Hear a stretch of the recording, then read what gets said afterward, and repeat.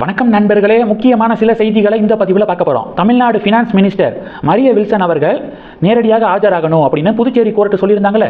2022 உடன் பிறந்த சகோதரருடைய வீட்டுக்கு போய் மரிய வில்சன் அவர்கள் தாக்குதல் நடத்தியதாக அவர் மேலே கேஸு, அந்த கேஸ் தான் நடந்து வருது. இந்த கேஸில் தான் நேரடியாக ஆஜராகணும் அப்படின்னு கோர்ட்டு சொல்லியிருந்தாங்க. மரிய வில்சன் அவர்கள் ஆஜராகலை. 22ஆம் தேதி வரைக்கும் எனக்கு அவகாசம் வேணும் அப்படின்னு சொல்லிட்டு நீதிமன்றத்தில் கேட்டிருக்காரு. அதுக்கு தான் நீதிமன்றம் சொல்லியிருக்கு, முன்னாடியே ஆஜராகணும் அப்படின்னு சொல்லும்போது சட்டமன்ற கூட்டத்தொடரை காரணம் காட்டி 15 நாட்கள் அவகாசம் கேட்டீங்க. ஆனால் சட்டமன்றம் நடந்ததே 3 நாள் தான்.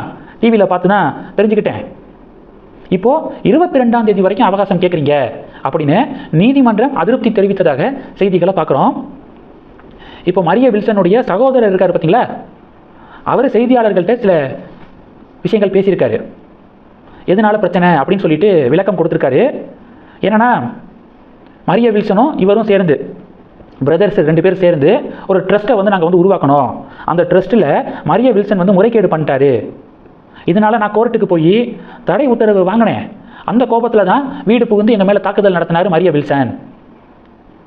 2022 கேஸை வாபஸ் வாங்கணும் அப்படின்னு சொல்லிட்டு அழுத்தம் கொடுக்குறாரு. பல போராட்டங்களுக்கு மத்தியில் தான் இந்த கேஸை நான் நடத்திக்கிருக்கேன் அப்படின்னு மரிய வில்சன், அதாவது தமிழ்நாடு ஃபினான்ஸ் மினிஸ்டருடைய சகோதரர், ஊடகங்களுக்கு கொடுத்த பேட்டி ஒரு பெரிய பரபரப்பை ஏற்படுத்தியிருக்கு. இது ஒன்று. ரெண்டாவது என்ன பார்க்க போகிறோம்? ரெண்டாவது ஒரு போஸ்டருங்க. ஜூலை 12ஆம் தேதி பொள்ளாச்சியில் போதைப் பொருட்களுக்கு எதிரான ஒரு மாநாடு அண்ணாமலை நடத்துகிறார்ல, அண்ணாமலை சப்போர்ட்டர் ஒருத்தர் அது சம்மந்தப்பட்ட ஒரு போஸ்டரை சோசியல் மீடியாவில் ஷேர் பண்ணியிருக்காரு. அண்ணாமலை அழைக்கிறார், ஜூலை 12 பொள்ளாச்சிக்கு வாங்க, மாநாட்டில் கலந்துக்கோங்க எல்லாம். பொள்ளாச்சி டு கோயம்புத்தூர் அந்த ரூட்டில் இருக்கக்கூடிய ஆச்சிப்பட்டியில் இந்த மாநாடு நடக்குது அப்படின்னு சொல்லிட்டு ஒரு போஸ்டரை ஒருத்தர் சோசியல் மீடியாவில் ஷேர் பண்ண, அதில் அண்ணாமலை 2 இஸ்லாமியர்களோடு நிற்கக்கூடிய புகைப்படத்தை போட்டு ஷேர் பண்ணியிருக்காரு. உடனே இந்த ஜேவிசி ஸ்ரீராம் இருக்கார்ல, என்ன பதிவு போட்டிருக்காருன்னா, enjoy another pseudo secular party in making அப்படின்னு சொல்லிட்டு பதிவு போட்டிருக்காரு. தமிழ்நாட்டில் ஒரு சில அரசியல் கட்சிகள் நாங்கள்லாம் மதசார்பற்ற கட்சி, செக்யூலர் பார்ட்டி அப்படிங்கிற பேரில் ஹிந்து மத வெறுப்பை விதைக்கிறாங்க, சிறுபான்மை மக்களுடைய வாக்குகளை பெற ஓட் பேங்க் பாலிடிக்ஸ் பண்ணுறாங்க அப்படின்னு சொல்லிட்டு ஒரு குற்றச்சாட்டு இருக்குல்ல. அப்படிப்பட்ட ஒரு கட்சி தான் உருவாக இருக்கு அண்ணாமலை கட்சி, அப்படிப்பட்ட அரசியல் கட்சியாக தான் வரப்போகுது அப்படின்னு இந்த ஒரு புகைப்படத்தை வச்சு ஜேவிசி ஸ்ரீராமும் உளறி இருக்காரு. ஓட் பேங்க் பாலிடிக்ஸ் பண்ணணும் அப்படின்னு நினைக்கக்கூடிய அரசியல்வாதிகள் என்ன தெரியுமா பண்ணுவாங்க? கோவிலுக்கு போனால் விபூதி வச்சுக்குவாங்க.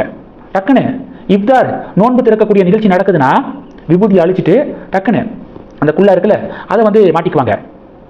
சர்ச்சுக்கு போகிறாங்கன்னா முட்டிக்கால் போட்டு டக்குன்னு நடப்பாங்க விபூதி அழிச்சிட்டு. இதுதான் நான் முன்னாடி சொன்ன கேட்டகரி.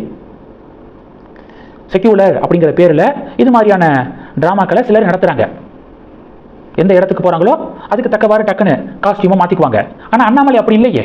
இந்த புகைப்படத்திலே பாருங்க, பக்கத்தில் 2 இஸ்லாமியர்கள் இருக்காங்க. அவங்க இஸ்லாமியர்கள் தோற்றத்தில் தான் இருக்காங்க, குள்ளாலாம் போட்டிருக்காங்க. ஆனால் அண்ணாமலை எப்படி இருக்காரு? அவர் எப்போதும் போல விபூதி வச்சு தானே இருக்காரு. இதுதான் அண்ணாமலையுடைய நேச்சர். இப்பயும் அதை தானே பண்ணியிருக்காங்க. விபூதி அழிச்சுக்கிட்டாரா? இப்போ தனியாக இயக்கம் தொடங்கணுன்னு விபூதி அண்ணாமலை அழிச்சுக்கிட்டாரா? இல்லையே, எப்போதும் போல தானே இருக்காரு. அதனால் இந்த ஜேவிசி ஸ்ரீராமு, கல்யாண் ராமனுக்கெல்லாம் வைத்தறிச்சல் அண்ணாமலையை பார்த்து.